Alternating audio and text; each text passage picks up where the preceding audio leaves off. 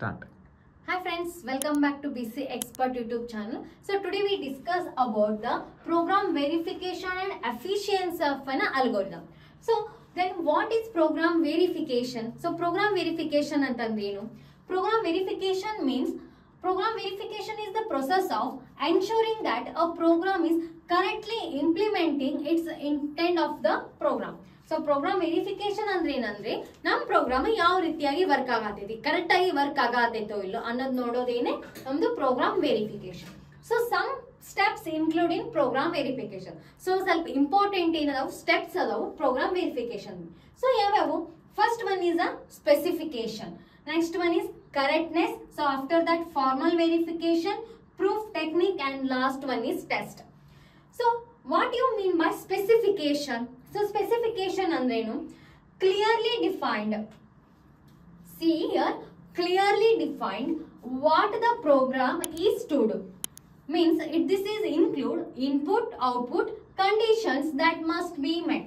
So specification andrenu antandre, specification andrenu clearly define ಮಾಡಬೇಕು ನಮ್ಮ program ಏನೈತಿ ಅನ್ನೋದು. ನೆಕ್ಸ್ಟ್ ಇದರಲ್ಲಿ ಏನೇನು ಇನ್ಕ್ಲೂಡ್ ಆಗಿರ್ತಾವು? ಇನ್ಪುಟ್ ಇನ್ಕ್ಲೂಡ್ ಆಗಿರುತ್ತೆ, ಔಟ್ಪುಟ್ ಇನ್ಕ್ಲೂಡ್ ಆಗಿರುತ್ತೆ, ಮತ್ತೆ ನಾವು ಏನೇನು ಕಂಡೀಷನ್ಸ್ ನ ಯೂಸ್ ಮಾಡಾತೀವಿ ಅನ್ನೋದು ಏನಿರುತ್ತೆ ಇನ್ಕ್ಲೂಡ್ ಆಗಿರುತ್ತೆ. So next is the correctness. So correctness be classified into two methods. The first one is the partial correctness and second one is the total correctness.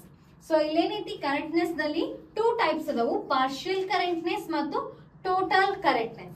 Partial correctness ಅಂದ್ರೇನು? Ensuring that if the program is terminates, it produce the correct output. Nam program execute ಆದ್ಮೇಲೆ ಅದು terminate ಆದ್ಮೇಲೆ exit ಆದ್ಮೇಲೆ ನಮ್ಮ output correct ಆಗಿ ಬರಾತೈತೆ ಇಲ್ಲೋ check ಮಾಡಬೇಕು.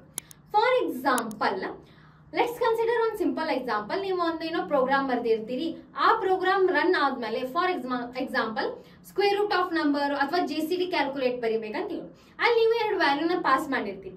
ಆ ವ್ಯಾಲ್ಯೂ ಪಾಸ್ ಮಾಡಿದಾಗ ಫಾರ್ ಎಕ್ಸಾಂಪಲ್ 12 ಮತ್ತೆ 33 ವ್ಯಾಲ್ಯೂನ ಪಾಸ್ ಮಾಡಿರಿ. ಸೊ GCD ಇದ್ರದ್ದು ಎಷ್ಟು ಬರತ್ತಾ? 3 ಬರುತ್ತೆ, right? So greatest common divisor ಯಾವ್ದು ಬರತ್ತಾ? 3 ಬರುತ್ತೆ. ಬಟ್ ನಿಮಗೆ ಏನಾದ್ರೂ ವ್ಯಾಲ್ಯೂ 16 ಬರಾತಿತ್ತು, 9 ಬರಾತಿತ್ತು, ಅದ ಯಾವುದೇ ಈ ರೀತಿ ನಂಬರ್ ಡಿಸ್ಪ್ಲೇ ಆಗತ್ತಿತ್ತು ಅಂತಂದ್ರೆ ಏನದು ತಪ್ಪೈತಿ ಅಂತ ನಾವು ಪ್ರೋಗ್ರಾಮ್ ನಲ್ಲಿ ಏನೋ ಕಂಡೀಷನ್ಸ್ ಹಾಕೋ ಮುಂದ ಏನೋ ಮಿಸ್ ಮಾಡಿರ್ತೀವಿ. Next one is total correctness. Ensure that the program not only produce the correct output but also terminates for all valid inputs. So ಏನಾಗಬೇಕು, ನಮ್ಮ ಔಟ್ಪುಟ್ ಜಸ್ಟ್ ಕರೆಕ್ಟ್ ಆಗಿ ಬಂದ್ರೆ ಸಾಲಲ್ಲ, ನಾವ್ ಏನೇನ್ ಇನ್ಪುಟ್ ಅನ್ನ ಯೂಸ್ ಮಾಡ್ಕೊಂಡೇವಿ ಆ ಎಲ್ಲಾ ಇನ್ಪುಟ್ ಏನಾಗಿರ್ಬೇಕು, ಇನ್ಕ್ಲೂಡ್ ಆಗಿರ್ಬೇಕು, ವ್ಯಾಲಿಡ್ ಆಗಿರ್ಬೇಕು. Next one is a formal verification. Formal verification ದಾಗ ಎರಡು ಬರುತ್ತಾ, ಅಸರ್ಷನ್ ಮತ್ತು ಲೂಪ್.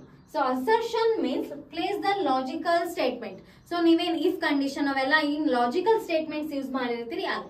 ನೆಕ್ಸ್ಟ್ ಲೂಪ್ ದಾಗ ಏನ್ ಬರುತ್ತಾ, for using the for loop ಆಗಿರ್ಬೋದು, ವೈಲ್ ಲೂಪ್ ಆಗಿರ್ಬೋದು, ವಿತ್ ಏನಾಗಿರುತ್ತೆ ಎಲ್ಲಾ ಲೂಪ್ಸ್ ಎಲ್ಲಿ ಬರುತ್ತಾ ಲೂಪ್ಸ್ ದಾಗ ಬರುತ್ತೆ.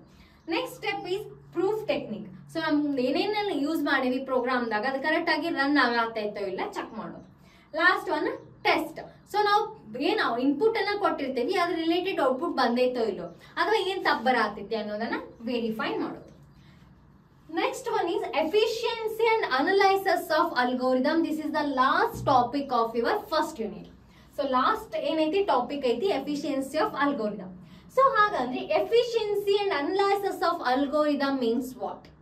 So algorithm ಅಂದ್ರೆ ಗೊತ್ತೈತಿ ನಮ್ಗೆ already. So algorithm means what? Is a step by instruction to solve a particular problem.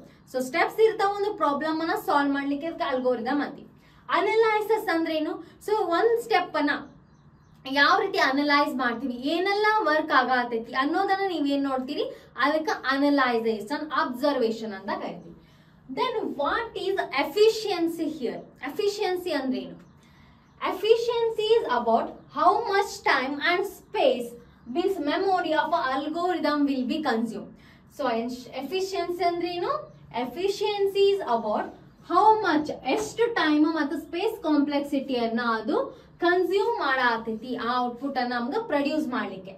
So ಎಫಿಷಿಯನ್ಸಿದಲ್ಲಿ ಟೂ ಟೈಪ್ಸ್ ಆಫ್ ಎಫಿಷಿಯನ್ಸಿ ಬರ್ತಾವ, ಒಂದು ಟೈಮ್ ಕಾಂಪ್ಲೆಕ್ಸಿಟಿ ಅಂಡ್ ಇನ್ನೊಂದು ಸ್ಪೇಸ್ ಕಾಂಪ್ಲೆಕ್ಸಿಟಿ.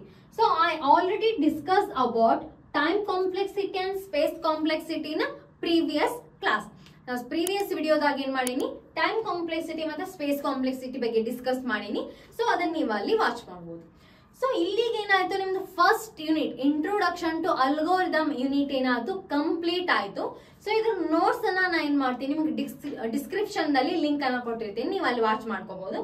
ಸೊ ಈ ವಿಡಿಯೋ ಇಷ್ಟ ಆದರೆ ಖಂಡಿತವಾಗಿ ಲೈಕ್ ಮಾಡಿ, ಶೇರ್ ಮಾಡಿ ಮತ್ತು ಸಬ್ಸ್ಕ್ರೈಬ್ ಮಾಡಿ. Thank you for watching.